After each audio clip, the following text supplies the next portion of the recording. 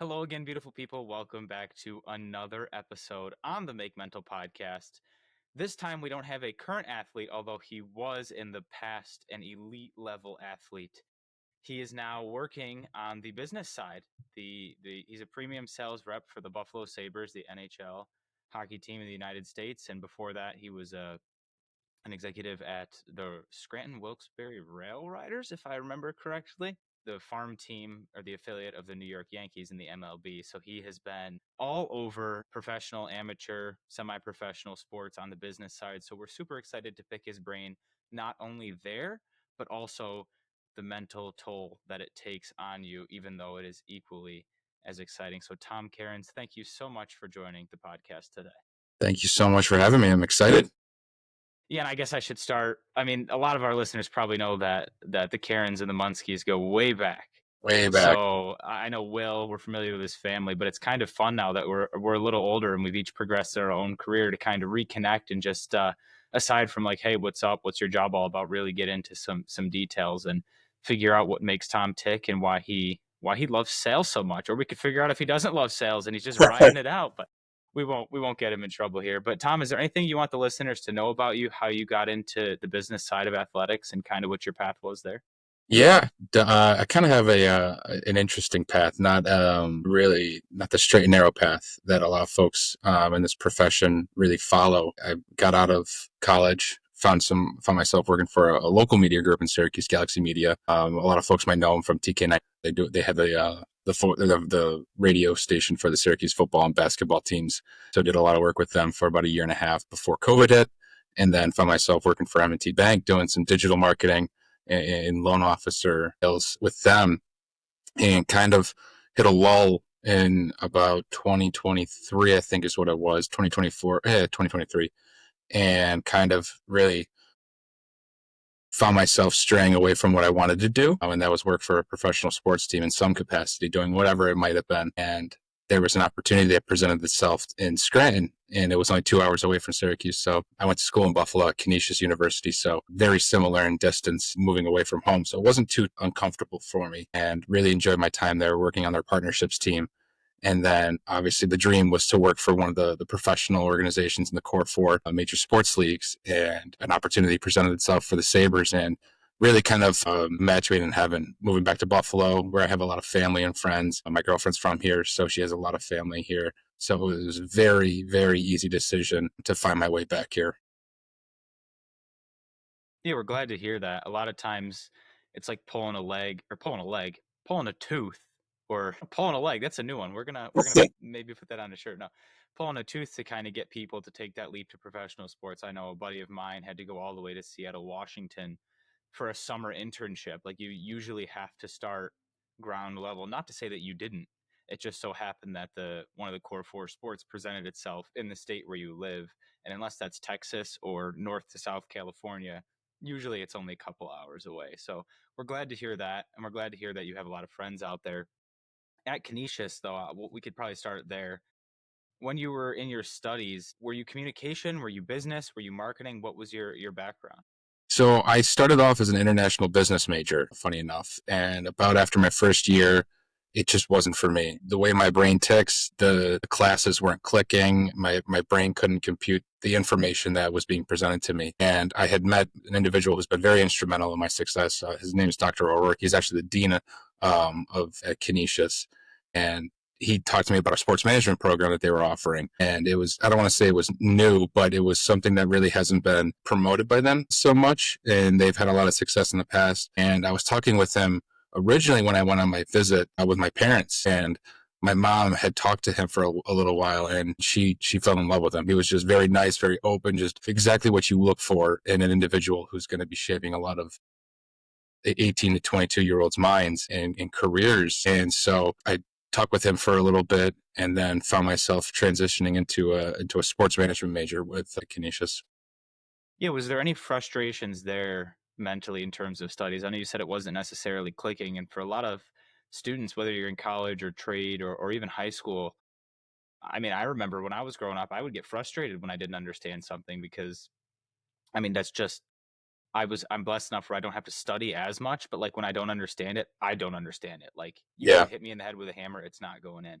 But Hmm. instead of, maybe you did. Did you get frustrated? Was there a period of time where you're like, man, like college isn't even for me? And then as you got past that, how did you kind of tell yourself like, no, I am intelligent enough to do this. Let's go. Yeah, it definitely was a little frustrating because especially when you see a lot of your friends go into a medical major, whether that's biology, pre-med, or accounting or business, and they're able to absorb that information and be able to make sense of that. And I'm like, okay, like I can't. Like, why? Why is that? And it's almost like it reminds you of that. If you judge a fish to judge it's by its ability to climb a tree, it's going to believe its whole life that it's stupid. So it kind of had that mentality of like, this isn't for me, so what is? And obviously growing up, we both were ingrained in sports, and sports was just such a huge part of who I was. I was like, how can I make that into a profession, because that's just my life and I care so much about it. So how could I find that and make it into my reality? And I was able to. So I was lucky. Yeah, I mean, I guess luck probably has something to play with it, but I think your ability to remove yourself from the situation that we so often did in sports, right? Like if I think baseball for you, if I remember correctly, if you're at the mound, two strikes and you got a runner on third and you're about to bat him in, you almost have to take a deep breath and realize that, yeah, I'm at the mound, but like this might not be my last at bat ever. Yeah. And if it is, then take in the gravity of the moment. But usually it's that separation, right? You're like, all right, there's bigger things than this at bat. I'm going to go do my best. Same thing when you could take that over to your studies or your profession, right? You don't want to fail. You're not standing there saying I'm purposefully going to fail. Like that's not what we're promoting, but it's that ability to. I on every podcast I call it the Scrooge effect, right? If you know the Christmas movie, he takes himself out and Yeah. he floats above and watches himself. You could put a positive spin on that. Tom 100%. Karins' Scrooge effect is what got him farther in his academic career, if you will. Yeah. Now that you separated yourself, right? You reminded yourself your reason why, that you love sports, you're feeling your passion again. I still struggle to believe it was an easy road there, right? You're X amount of semesters, X amount of years into college, not having to start completely over because gen eds are out of the way. But what is that shift like? Did it set? Well, we'll start there. I won't ask too many questions. What was that shift like from international business to sports management? It is a shift. I mean, you're going from learning about the world economies and how business is done from a global trade to learning how almost the business side of sports. And so it's a little different. And it really is just kind of grasping this new understanding in what you're being taught.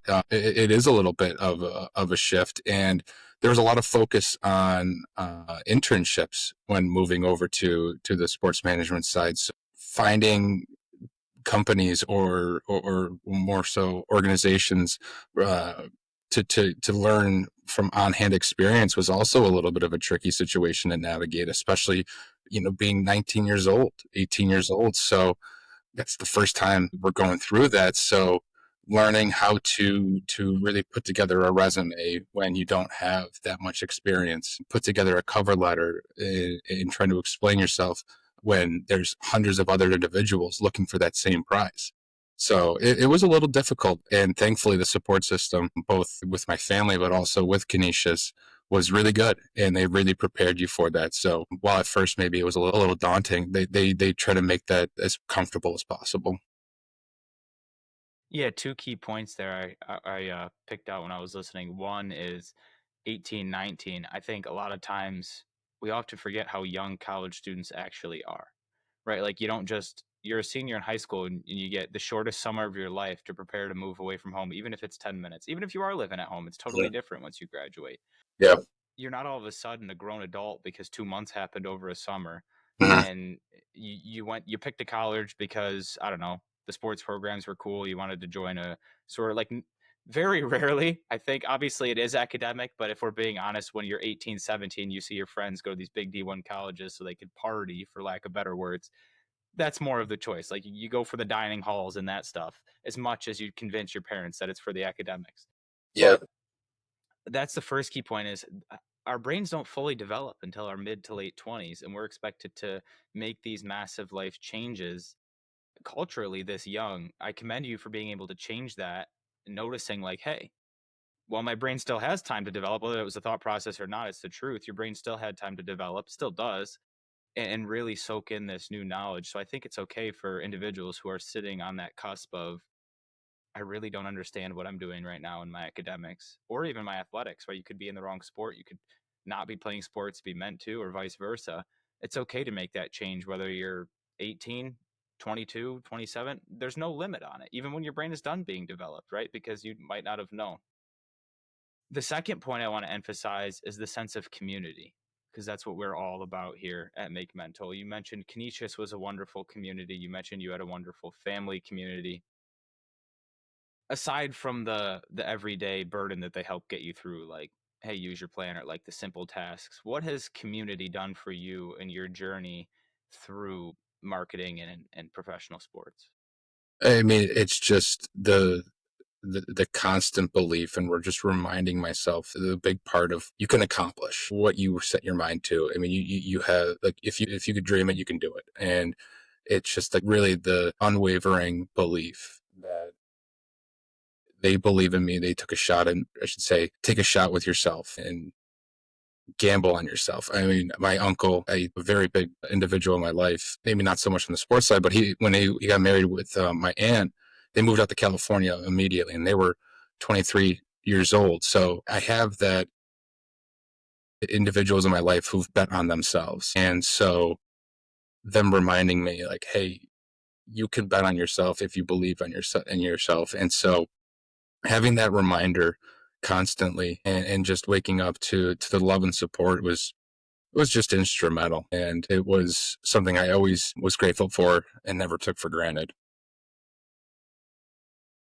Yeah, obviously knowing you as we grew up and then watching you on LinkedIn as we talked about before the podcast, you could see wherever you go, you're like the master of cultivating a positive community. And I don't think that's just, oh, you happen to walk into it. I think that's an innate personality trait that you have. Is Tom's here, there's going to be some fun, but we're also going to get the job done, right? How do you maintain that vibe? How do you give off that presence pretty much everywhere you go without losing your sense of self?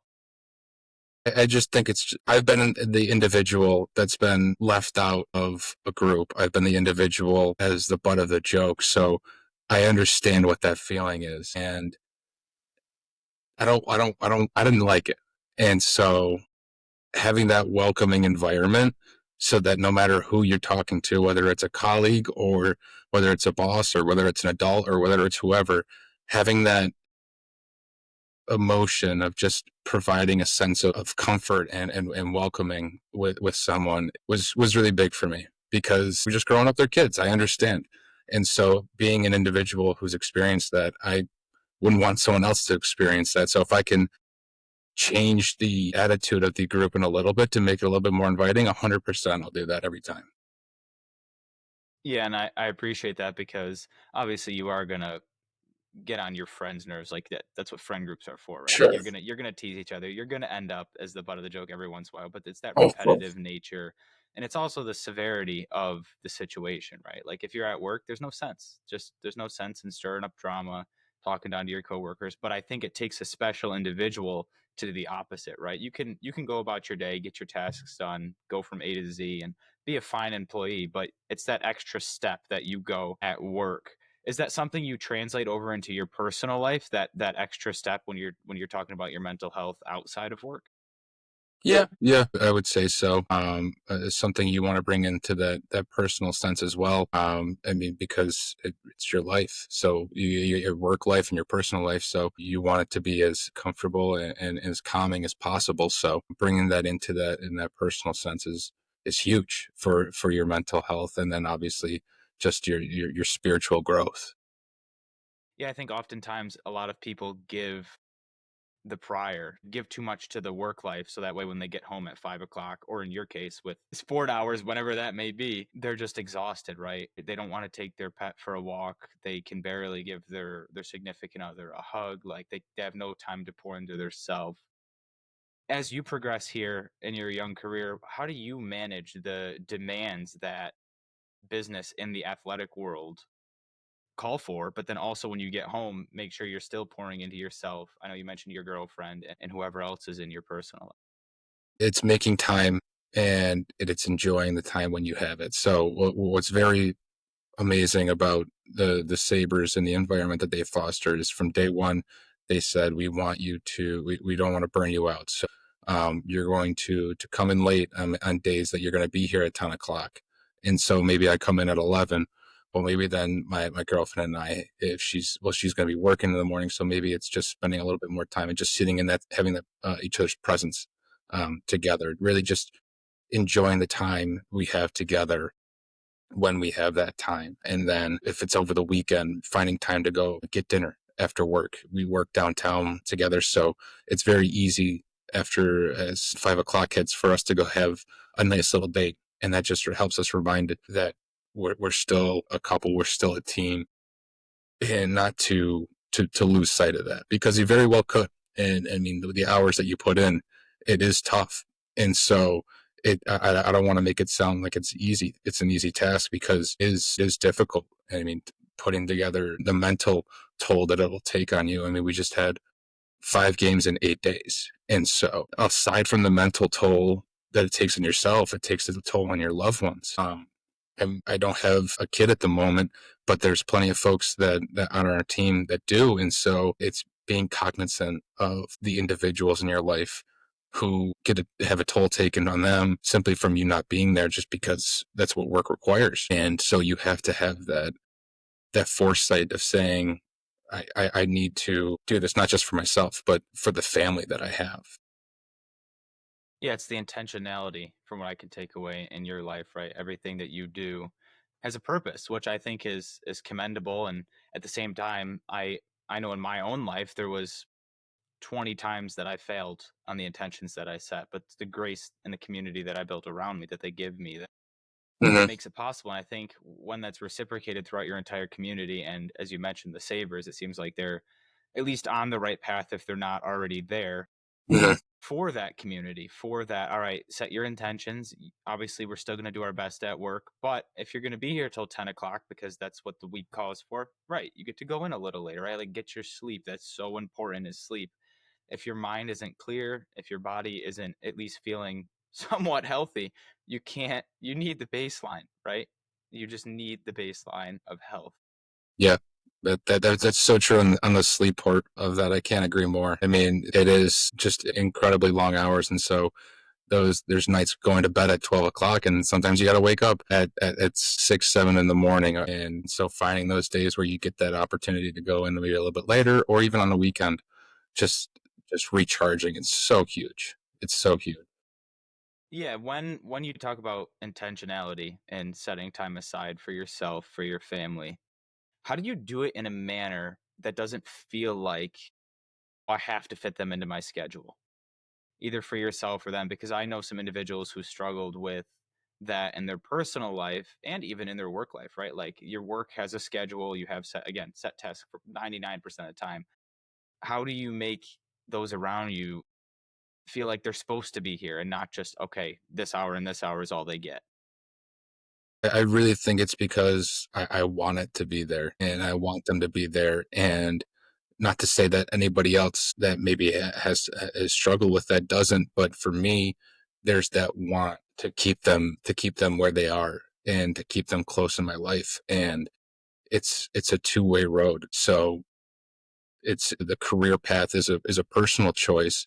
So that means, all right, you're going to have to make some sacrifices. And so being just willing to and wanting and understanding that I have to put in this effort because it's what I desire in life. And just really the no other reason outside of just I need it to be there. So I'm going to pursue that and I want it to be there. Yeah, I appreciate that. And then I'm sure when you're there, you're present, right? And Yeah. you show the love to those individuals or to that personal time, right? If you just need some time Yeah. to sit down and play video games, Yeah. eat a whole tub of ice cream, whatever the heck it is, right? We've all done it. We're not gonna I did it Exactly. the other night. I'm not gonna hide from it. Wasn't my best mental health choice, but you know what? I'm gonna argue that. It might have been. It might have been exactly what I needed in the moment as long as it doesn't become a habit. But Exactly. when I think of that, and then piling on to what you just said about wanting to be there rather than feeling like you have to be there, I think that comes with open communication. And I know that's something we learn in the business world, especially in sales. I know that's something we learn in marketing and all that. It is so hard sometimes to switch that brain off when it comes to your family. And you don't need to sugarcoat things, and you don't, not that you sugarcoat at your job, but you don't need to have that you don't have to have it turned on. You can turn it off and still be there. How do you do that? How do you say, okay, I'm leaving the Buffalo Sabres. It's time to come home to the people I care about. Let's put Tom Karins, the Sabre, and leave him at work, and then let's be home, be present, communicate openly with the people I care about in that aspect, because I think that is tremendously difficult. Yeah, and I don't know. Sometimes I hate it, but I guess in this instance, it's luck that I have a 25-minute ride home. So there's a nice opportunity for me to just kind of turn my music on and really uh, just, I don't want to say veg out since I'm operating a motor vehicle, but kind of just decompress in the car and just really take that time to enjoy the music that's playing and forget that busy day that we just had or whatever that they might have provided. But I'd be lying if I said that there's in times where I come home, my girlfriend's in bed, and it's 11:30 at night, and I kiss her on the forehead, and I'm just like, I just need to go sit out there and just I'm wound up right now, so I just need to Mm. go sit on the couch just by myself, just kind of decompress. And it goes back to what you said with that open communication. And we've really fostered that environment between us, which has been fantastic. And so it really is just sometimes just coming home and just saying, like, I just need to sit down, have a glass of water, and just kind of just like almost disassociate Mm. with myself. And so there are days like that, and there's nothing wrong with that. It's just, but there's other times where it's just like the car ride home is just so crucial and so beneficial for me. It's incredible. Yeah, from what I'm picking up throughout this first half an hour of our conversation is you have a plan, right? And for your future, but you never look too far ahead. It doesn't Mhm. seem to me, which is incredibly important in terms of maintaining a healthy atmosphere in the sense that we're talking about, right? You can move to the next task, you can move to the next sequence in life. I'll stop calling them tasks because we're trying not to talk about work so much here. But to the next moment in life, right? You go from the busy day to the car ride to whatever's next. And it's that buffer zone. There's nothing wrong with that buffer zone. I think a lot of times we're not used to buffer zone, right? Everything is grabbing for our attention, from work to our phones to our loved ones to eating to, like, there's so much going on upstairs that you just have no time to disassociate, as you wonderfully put it, to just think about your thoughts, as some of our other guests put it. And I love that term. You just sit there and you let them flow, and you don't judge Mhm. yourself for them, right? Yeah. I think that's when it gets tricky, is when you start to judge yourself for your thoughts. Because I'm sure there are times you've come home and you're like, why can't I just sit down and tell my girlfriend all about my day? Why can't I just go for a walk? Why can't I just take us out to dinner? Right. And it's that negative self talk. We don't judge others by their thoughts, we judge them by their actions. Yet we judge ourselves by our thoughts, and we try to ignore our actions. Have you been able to master that yet and give yourself that personal grace of, like, okay, I just sat on the couch for 30 minutes. I wish I could have done something differently, but I didn't, and that's okay. Yeah, it's a battle, like you said, but and then it depends on the day because there'll be days where tell myself like that was just a much needed, just half hour of doing nothing. And there's other days where it's just like you just wasted a half hour doing nothing. And I think it just depends on the day that I had and the most recent and in the last maybe say 24 hours. So I don't know if I'd say that I was able to master it, but there's definitely times where I have been able to just say it's okay to do nothing. And like going back to your ice cream, it's okay to eat a whole a tub of ice cream because in the moment it was just delicious. But like don't master eating a tub of ice cream, but also just don't master just telling yourself I didn't do anything, so that's what's worthless. Because I mean, it is a benefit. It is a benefit. Yeah, the visualization I like to draw to that often is your phone can only run on 20% for so long. And then you Mhm. get that 10% reminder. Then you get the 5% low battery reminder. And then you set it on the charger and let it do nothing, right? Can you let your personal battery get down to a healthy percentage before you set it on the charger? And there's no shame in it. You Yeah. set your phone on the charger. You sleep every night to recharge. Sometimes you need more than that, Mhm. especially when you're in the world of sport. If we transition back to the world of sport for a moment, what does a work day look for you? I know they're all so different, but if you had to kind of just generalize and say, all right, this is what I do when I go into work, what does that look like for people who might not? Yeah, so I come in, we'll say at 9 in the morning, and you hit it on the nail on the head. It's very different day to day, but a generalization is my focus is to reach out to businesses and have discussions about them utilizing using presence at the arena for their advantage, whether that's for personal enjoyment or whether there is some business component tied in. And now, being a premium, I'm more focused on, say, the suites in the arenas, talking with individuals and saying, what do you do from a client engagement standpoint? What do you do for your employees? With certain individuals, what do you do for your own personal enjoyment? Have you ever considered a suite for coming out to a game? Really talking with those individuals and trying to set up those meetings to get a better understanding of what their goals and objectives are, because not everyone would have the benefit or would you see the benefit of coming out, but really just trying to learn a little bit more about these businesses and just setting up meetings through outreach, phone calls, emails, and then handling maybe some inquiries from individuals looking to learn a little bit more about what we have going on in the arena. Yeah, that does sound like an exhausting day, jumping from email to suite to company to person. Like you have a lot to juggle. No has to be just your favorite word, right? Yeah. And I know it's everyone's least favorite word, but how do you just let that bounce right off the shoulder and keep going? Because every time I'm told no, I'm like a 3-year old in the grocery store having a hissy fit when I don't get a piece of candy. So how do you kind of just take the word no on the chest and keep rolling? It From when I first got out of college, I had really admired and really wanted to pursue a career in sports. And so I filled out from my last semester in college until I got my current or my first position. I had applied to plenty of athletic organizations from Syracuse all the way to California. So just who's going to give me an opportunity, because I believed in myself and I believed in the work ethic that I had.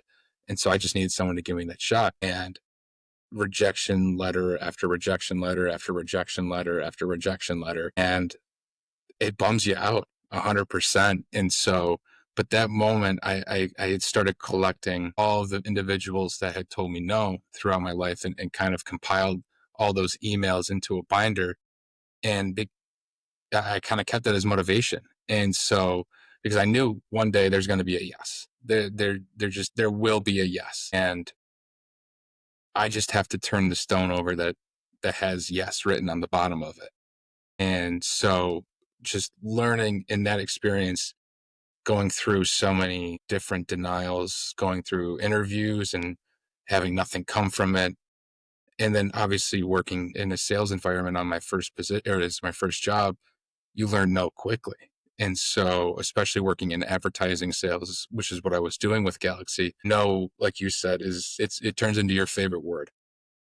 And so it really is just building that thick skin of that's okay. You are going to say no, but someone's going to say yes. And I'll weed out the 100 no's to get to the one yes. And you have to have that mindset of that you have to you have to accept that no is going to happen.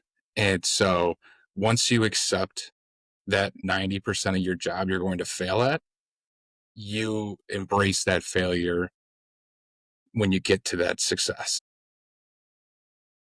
Yeah, I think that's such a wonderful trait to learn so early on in your career. And again, I think it started in college, right? It was that personal no, if you will, of international business. As much as I might enjoy it, it's just not Yeah. that's a no. That was the first big no. And probably not your first big no, but one of the most influential no's. Obviously, it sent you on your path to one of the core four sports.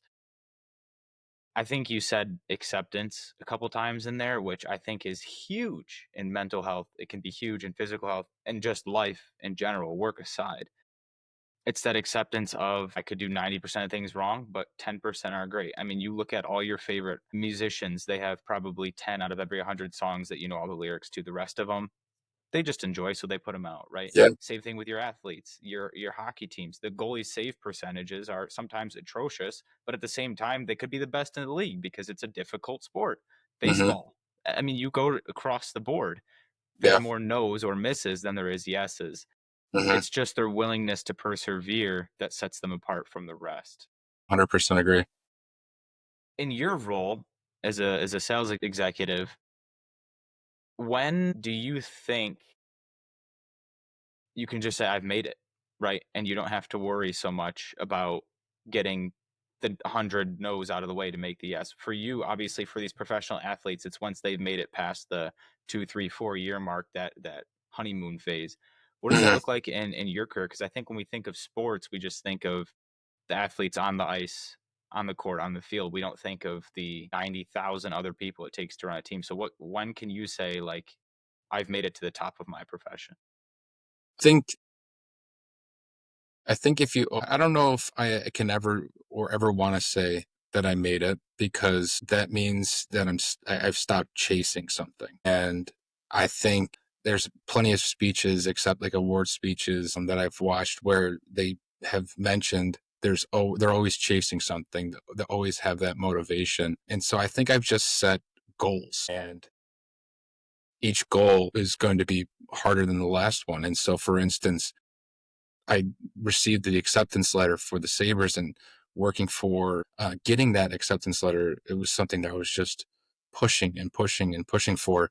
And I kind of had that sense of I made it. I got that acceptance letter, but I let the 24 hours of euphoric feeling kind of sink in. And I remembered, I'm like, all right, now I got to bust my butt, because now I have to keep this position. I've set the bar. Now I have to keep going and keep it from sinking and dropping, because there are so many people that are right behind you, are chasing your tail, who want that position. And so I think the next step for me to sit back and kind of say it was I made it, is just to progress and get to that next title, whether that's a manager or a director. I think that would be my next step of achieving, and then kind of taking a step back and saying, I've made it. Congrats. Now we have to keep going forward. Now there's a new bar. And so I think there's always a sense of achieving that we've made it mentality, but I don't ever want it to be the last one, if that makes sense. Totally, and I appreciate the stepping stone kind of perspective you offered. Is you've been doing it your entire life, your entire career, sports all the way through college, all the way through your profession now is like, yeah, I can try and jump 1 or 2 steps ahead, but I might fall back down a couple. So why don't I just I'll try it. Cool. If it lands, it lands. But if not, I'll just get back up and just go one stair at a time. And I think there's something to be said for that, from really that ground up mentality. Yeah. Nothing against Galaxy Media, obviously. I love them growing up in the Central New York area, but like it's the natural progression. You didn't just jump right into the Sabres, right? You went from a local company to the Scranton, Wilkes-Barre area, a little bit larger, kind of reach a larger sports company organization, all the way up to a professional. And now at the professional, you could have been a manager right away with the experience you've had. You could have done this, you could have done that, but you kind of got yourself in and then said, all right, just give me a shot. You won't regret it. Yep. Yeah. And that's what I told them. I told them in the interview, I, I just want to get in, and I want to work my way up. And I'm just looking for a company and organization to give me that chance. And once they do, I will make it worth it. And so just give me that chance. And I don't care if I'm starting at the bottom of the pole, but I will work my way up, just because I know I have no other option. And so I just was waiting for that one chance. Yeah. To kind of bring this back to mental health a little bit, I know at the very beginning you said bet on yourself. Obviously, if we know who you are, we've watched you or we've just heard you for the last 40 minutes, take that chance professionally on yourself. personally, and from a mental health perspective specifically, how do you take that chance on yourself? How have you worked yourself from the ground up in that aspect? And I can kind of preface it for you if you'd like you failed, like if maybe you've experienced some level of anxiety, some level of depression, maybe you haven't, and that's okay. But how can you say, okay, I'm going to take this chance on myself, get to know my mental state a little better, get to kind of work on it, figure out if yoga works for me, if meditation, like all those things. Is there an instance you can recall where you've bet on yourself in that kind of respect? Yeah, I would say so. I had the pleasure of studying abroad, and I think this was my biggest leap of faith. And because I'm going to a whole new country, a whole new culture, really by myself and one of my friends, and it was this whole mentality of I don't know anyone. I can't lean on my mom and dad. I can't lean on my friends to really help me in a sticky situation. So it's just building that mental toughness and going on your first mode of transportation when you really don't know anything about the city. It's extremely it provides an extreme sense of anxiety. I don't know where I'm going. I can make a wrong turn and it could be a bad part of the neighborhood. And so I stick out like a sore thumb. And especially when you hear me talk, I don't have a British accent. I have a very much American accent. And so it's almost, I don't want to say a target on my back, but it would be very easy for someone to manipulate myself being in a new environment. And so it really is that sense of anxiety. And then also just missing my family and not seeing them for 4 months, 4.5 months. I've never had that experience of going that far without seeing them. And so being without them, there is a sense of depression, of anxiety, of like you step off the plane when you land and you get into your room and it's just you and you're like, did I make the right decision here? Like, was this the right choice? And it's just building that confidence. It's building that mental strength, and that was a huge jump for me. Yeah, I know. If I appreciate the honesty, and I know if any of our listeners follow any form of self help, of perseverance, of anything on social media, any books, there's always a moment where the individual said they had to experience something on their own, right? And you have to go on that battle alone. I used to be a doubter of it. I'm like, no, you don't. You can just do stuff with people your entire life. There's no why. Like, why do you have to do something on your own? But then, like you said, I didn't leave the country, but I've been to a couple cities within our own country of the United States by myself, and it's exhilarating. But at the same time, it's like, what do I do with this freedom? You don't want to talk to yourself and look crazy as you're going around, but sometimes you're just like, all right, where am I going? Like, what am I doing? It's that sense of it's a weird balance of like, this is awesome, and at the same time, this is terrifying. I think it's necessary now as I get a little older and kind of start again our young professional careers is like, yeah, you can have the community around you, right? But from day one, we're kind of taught you have a community, you have classmates, but then you take the test alone. And I always Mhm. used to be like, why are we taking tests alone? Like this isn't going to happen in the real world because you can use your community, which is true to a sense, but how do you learn to trust yourself? How do you learn to have confidence in yourself? How do you learn to know who you are if you're constantly surrounding yourself with other people and distractions? So I commend you for going all the way over there. And I'm kind of jealous because I wish I went over there as a soccer fan myself or a football fan. Sorry if there's soccer fans. But when you got back from that experience, did people say you had changed? Did people say you're not the same anymore? Was there a personality shift on that trip? Because I know that happens sometimes. Yeah, I would say no, but I had an instance where I did have a lot of people say that there was a personality shift. And but from coming back from London, I would say more so just and there was a different understanding of the entire world. And so seeing that and experiencing that, there was a noticeable difference in that sense, I would say.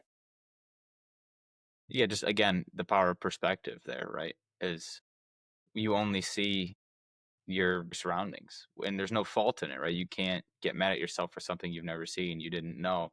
But then when you have had the privilege of experiencing that, it's okay, what can I do with this knowledge now? Exactly. Who can I be with this knowledge? Who can I enlighten? Who can I learn from, right? It's not always about teaching, it's who can I learn from. And Yeah. again, I think that goes back to the sense we talked about in the beginning, where you want to be welcoming, you still want to have a good time, right? Like there's still jokes flying around, but it's more so for the betterment of the group rather than the destruction of an individual. So I commend 100%. you for that.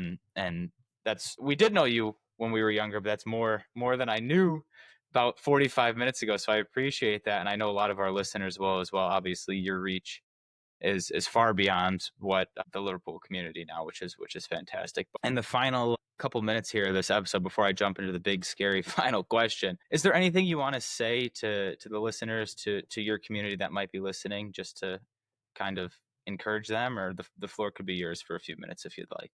No, I guess kind of bringing it back to what I said and what we've kind of been talking about is always just bet on yourself and just take the jump. And I don't know, whatever it might be, whether it's a new career, whether it's moving to a new city, whether it's whatever it might be, I cannot encourage everyone enough to just take that gamble on themselves, because you can do it. You really can, and you don't know unless you try. Type of mentality. And so it's, if I could go back and tell myself, I'd say do it sooner. And if I could tell every college student in America and across the world one thing to do, it is just believe in yourself and just take that risk, especially if you're as young as myself, or as young as I was when I took my leap of faith, because you have a whole life ahead of you. And you can skin your knee right now. It's not going to be there 15 years. So just believe in yourself, and I promise it's going to work out. Yeah, what's supposed to happen will. And I think that's Yeah. kind of the theme there. Perfect way And to say it. but you don't, like you said, you don't know what's on the other side of your choice, just so like you don't know what would happen if you stayed. So you have one of two choices. Take the one in the moment that you think is going to make you the most happy, and get you towards those end goals and support your reason why. I think you've put it beautifully. So I Yeah. think we can leave it there, and then if you are ready, we can jump into this big scary question I've referenced a few times. You look like you're sweating over there. I've been wondering what this is going to be. No, it's actually quite the opposite. So at the end of every episode, we like to ask our guests one simple question. Tom, are you ready? I am ready. If there is one person in the entire world that needs a hug right now from you, who would you give it to and why? It's a good question. What's the quickest someone has answered before? Because I feel like I might have to take a second here. No, I mean, people have right away, but people have taken probably 2, 3 minutes to think about it. It's been quite the experience. And then I've got it flipped back on me and gotten caught off guard. But like, that's not the rules. We're not. We've had group hugs. We've had everything. I would say I want to give a hug to the person that's doubting themselves right now, to the person that thinks that their dreams won't happen. So, yeah, to the person that is struggling to find the confidence within themselves, I would love to give them a hug. Well, I'm sure they felt that, and I'm sure they needed it, right? If that was for you, then Yeah. give Tom a thumbs up on whatever he's on, right? That a little repayment, start the hug train. I always call it the Dunkin' Donuts effect, right? You pay for the Yeah. person behind you in the drive-through, and it trickles down. So, if Tom has given you a nice, warm, welcoming hug, maybe turn around and give someone else a hug, and we can start that train. But Tom, we really appreciate you taking some time out of your personal life, out of your professional life, to share some wisdom, give us a little bit more insight about yourself and the other side of sport, right? The outside the white lines, the off the ice aspect. So we appreciate you, and I cannot wait to see all the joy that this episode does for our community and yours. Yeah, thank you so much. I was really honored when you had messaged me and had asked me to come on here. So thank you so much. It was truly a pleasure and an honor.